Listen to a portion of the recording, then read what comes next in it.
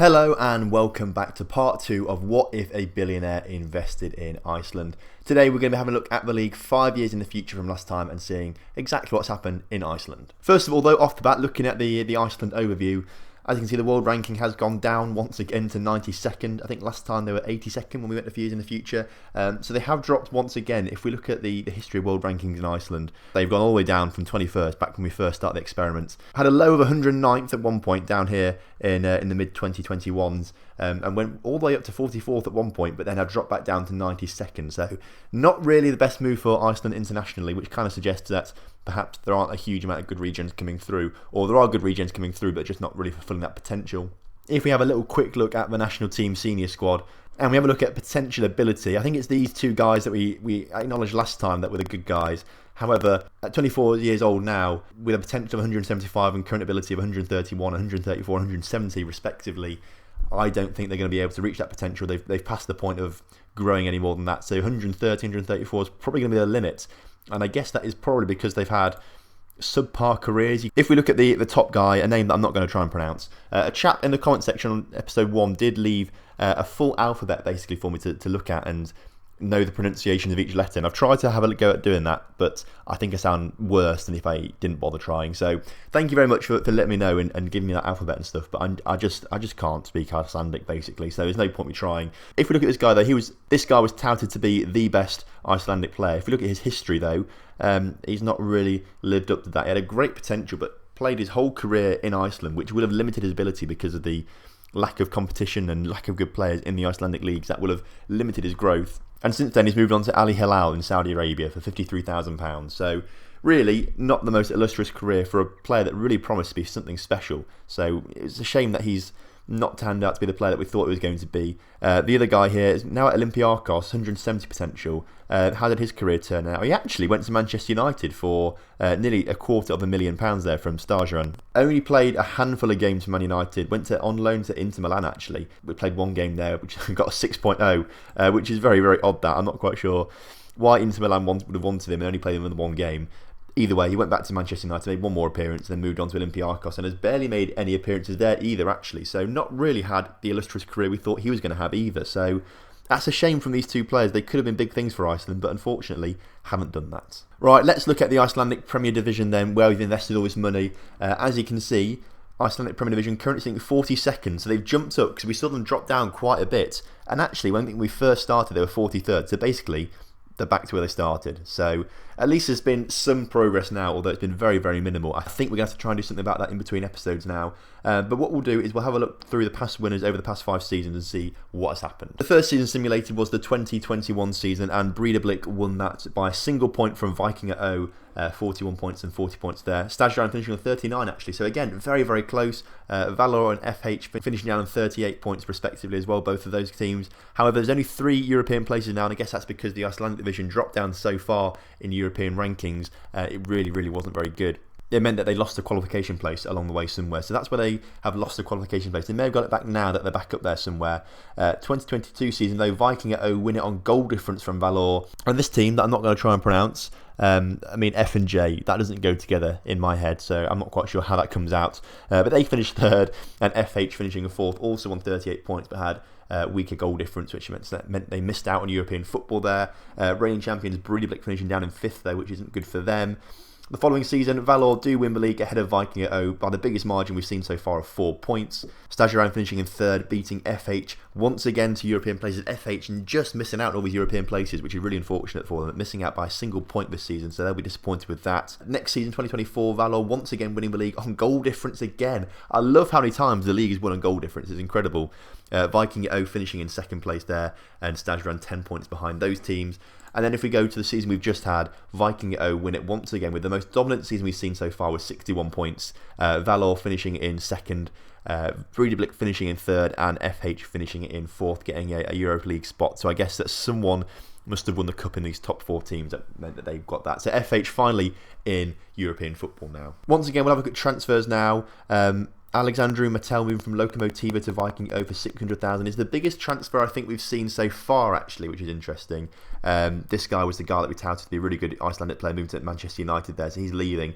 But Viking at O starting to bring in a fair few players, but again, not for huge sums of money like we usually see in these experiments. Season afterwards, Stadstrand bringing in Jonas Andersson from FC Copenhagen for the biggest transfer fee there, £500,000. But again, nothing too big. Stadstrand being the biggest spenders this season, I think, actually. And then the season afterwards, Viking at O go all the way and spend 8.5 million on Ryder Matos from Udinese for 8.5 million, rising to 11 million. That's crazy. Suddenly, out of nowhere, no one has spent close to £1 million, and then Viking at O go and spend 8.5 million. So they are the big spenders of the league now. They're finally putting their money to good use, I suppose, and players are starting to realise that the Icelandic Premier Division, there's a lot of money there to be made, so that's what they're going to go for. Season afterwards, once again, Viking at O spending the big money, 6.75 million from a player from Atletico Mineiro, and a player from Shakhtar cost them 3 million, rising to 3.8 million. Also spending money on a few other players down there. But no one else spending over £1 million on a player yet. But we're starting to see a few more transfers coming in from other countries now. At the start, we saw a lot of inter-Icelandic transfers, but now transfers from other countries coming into Iceland, which is pretty good. And then this past season, Viking at O once again outspending everyone. Viking at O spending 15.75 million, rising to 19.7 million for Enzo Crivelli from Angers SCO, and also spending a big £11 million on a player from, is that a Chinese team? Yeah, a Chinese team there, so that's pretty cool. 11 million being brought in there, and also spending ridiculous amounts of money. So Viking at O, no wonder they won the league by such a huge margin, because they are the ones now spending the money. Right, let's have a look at Vikinga in the European competitions then. In the 2021 season, as you can see, they weren't in anything, which is unfortunate for them. 2022 season, they got to the Euro Cup first qualifying round, but lost to Sparta Prague. Arguably quite a difficult draw, that actually. But I've just noticed here, Marko Grujic playing for Viking at O, obviously in-game can develop into one of the best midfielders you can get really in the Premier League, actually. He's very, very good.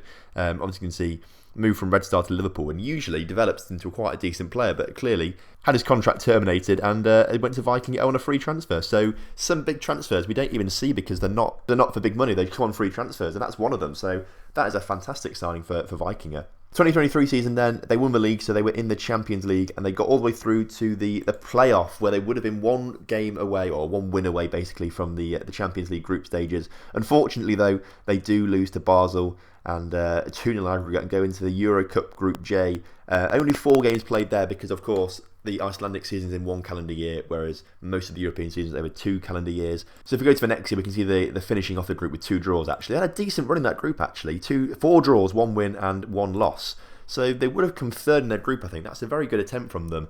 And I say if they came third, they came second in their group, or first, because they played Valencia in the Euro Cup first knockout round.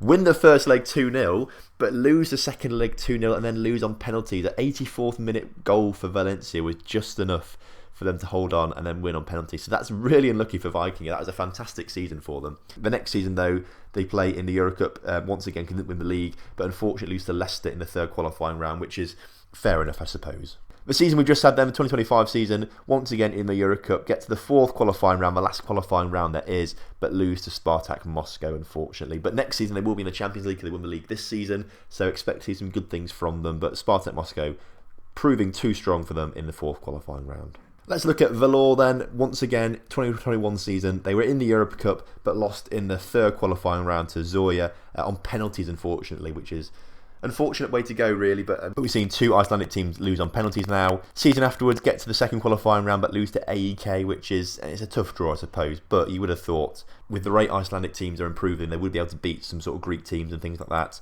2023 season, once again, 2nd qualifying round of the Euro Cup, but lose to Maccabi Haifa. They had a very, very solid first qualifying round. 2024 season then, and unfortunately Valor lose in the Champions League first qualifying rounds to Rosenborg. Rosenborg, obviously a very decent team. So they went into the Euro Cup qualifying rounds, did very well, but lost at the final hurdle 2-1 on aggregate. And then the season we've just had, once again, they were in the Champions League, doing much better this time, getting through the first qualifying round, but lose on away goals to Legia Warsaw, a very, very painful way to go out of European competitions, which put them in the Euro Cup, the 3rd qualifying round, but once again, being knocked out at the fourth qualifying round stage, one round away from being in the group stages. So unfortunately, Valor haven't made group stages of anything, but they're getting there and they're getting better. We've got to look at Breidablik as well. They were reigning champions from the start of this episode, but they lost to Partizan in the Champions League first qualifying round, which put them in the Euro Cup. But once again, another Icelandic team losing to Rosenborg, this time in the Euro Cup third qualifying round. 2022 season, once again in the Champions League, this time getting through the first qualifying round but losing 2-0 to Basel overall, which put them in the third qualifying round. They beat Slavia and Bratislava, but then once again another team one win away from being in the group stages of the Europa League but lose to Southampton unfortunately. And then since then, I don't think they've been in any competition because they've not finished high enough. So something's happened in Breidablik to make them go downhill a little bit. But they were one two-legged tie away from being in the group stages of Europa League, which seems to be a bit of a theme at the moment. We just need to get some teams to just start being good enough to get in the group stages, and then I think we'll see a great explosion in how good the Icelandic League will get. The final team we'll look at then is Stjarnan. 2021 season did pretty well, getting all the way to the fourth qualifying round, beating some decent teams along the way, but lose to the Portuguese side that I can't pronounce again. There's a lot of teams I can't pronounce. It's quite a theme. You'll see there's even names that I tried to pronounce that I can't pronounce, and you tell me about it in the comment section. So a lot of the time now I'm just going to say, that team, that makes a lot more sense. But they lost 5-0 to that team in the fourth qualifying round in 2021, which is unfortunate. Once again, a win away from being in the group stages. A year afterwards, though, once again, they get into the Euro Cup but lose to and the team in the second qualifying round. So again, pretty unfortunate for them because they've been a very decent side, Stjarnan. 2023, not anything. 2024, back in it though in the Euro Cup first qualifying round, but lose to Malmo in the second qualifying round. So a tough team to come up against actually, but they did well there to only lose 4-1 on aggregate. And then 2025, getting to the third qualifying round and losing to a team that I've quite frankly never heard of. I assume they're Scandinavian though by looking at it, from Denmark, so it would have been a tough opposition, but unfortunately couldn't get themselves through. A quick look at the Icelandic Cup, and as you can see, it's been dominated the past 4 seasons by Viking at O. So I assume Viking at O are probably going to win it most seasons now because they've got such a good team now. They're the ones that are starting to spend the money and things like that. How much money do they have left? Well, let's have a little look. Go on to their finances. They've still got 750 million left, which is pretty crazy to be fair. They're doing pretty well. They've got a front-end sugar daddy now as well. So I guess that must help. Somewhere along the way they've picked up a sugar daddy. So that's probably why they're now spending lots of money where other clubs aren't. So that is it for this episode then. I think what we're going to do between now and next episode is we're going to put £1 billion into the Icelandic First Division. So we're going to put loads of money into these teams. Viking at R, the rivals to Viking at O, have suddenly been promoted again. So they've had a bit of a torrid time, but they've got themselves back promoted. So maybe they'll be able to rival Viking at O, for example. That'd be quite cool if we put money into them. They should already have money actually, but I think we'll put £1 billion into every team here. And I think we'll top up the money of every team in the Premier Division. So everyone will start again with £1 billion. So that'll be pretty good. I'm toying with the idea of increasing the reputation of the league and also some of the teams to see if that makes things a bit easier. But I think that will be a last resort. So I think what we'll do, we'll just put the money in for now. And if nothing really improves in another 5 years' time, that's when we'll increase reputation and see if that does make a difference to the Icelandic teams. So thank you very much for watching today's episode. I hope you have enjoyed it. If you have done, please do drop a like on the video, subscribe if you're new to the channel, and of course, I'll see you next time for more Icelandic billionaire action.